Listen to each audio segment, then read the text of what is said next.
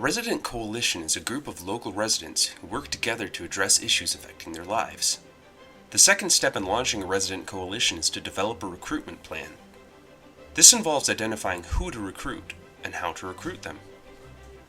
Let's start with identifying who to recruit. Focus on recruiting residents who have the types of perspectives and experiences that can help the coalition achieve its outcomes. For example, imagine a resident coalition is focused on addressing homelessness. They would probably want to recruit formerly homeless residents to join the coalition, as they could provide a critical perspective on how to address the problem. They could also take on unique roles in carrying out action within the community. What about recruiting experts like university professors, public health workers, or other types of service providers to the resident coalition? While on the surface this may sound like a good idea, resident coalitions are designed to be safe spaces for residents to talk about community needs and how to address them.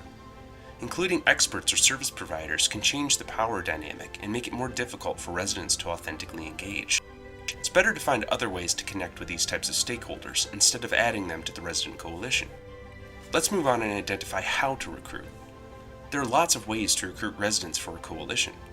For example, the most commonly used strategy is to get people who already have relationships with the residents you want to recruit to do the recruiting for you, such as pastors, community leaders, home visitors, Head Start staff, and service providers.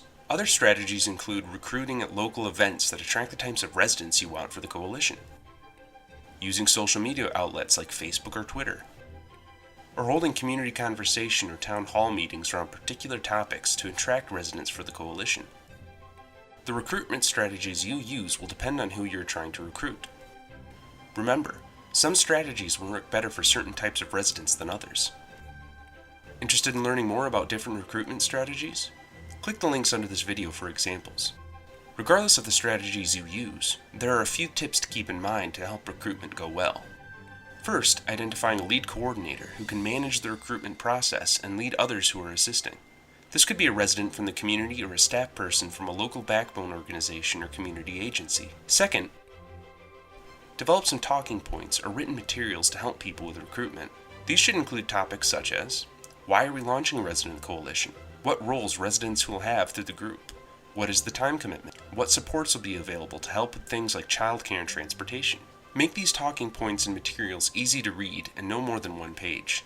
Be mindful of families and staff members who may have literacy issues. Third, if your community has a long history of not engaging residents, think about how to build residents' buy-in for the coalition. For example, consider how to describe the coalition so residents see it as an exciting opportunity to work on community issues they care about and to build their own skills and relationships.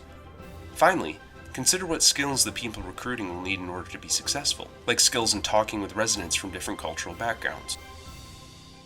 Check out the links under this video for online tools to help with planning your recruitment process. Thanks for watching video 2 in Building a Resident Coalition series. Continue watching video 3 to design a meeting process so you can build the resident coalition membership in your community. Find additional resources to support community change in the links below.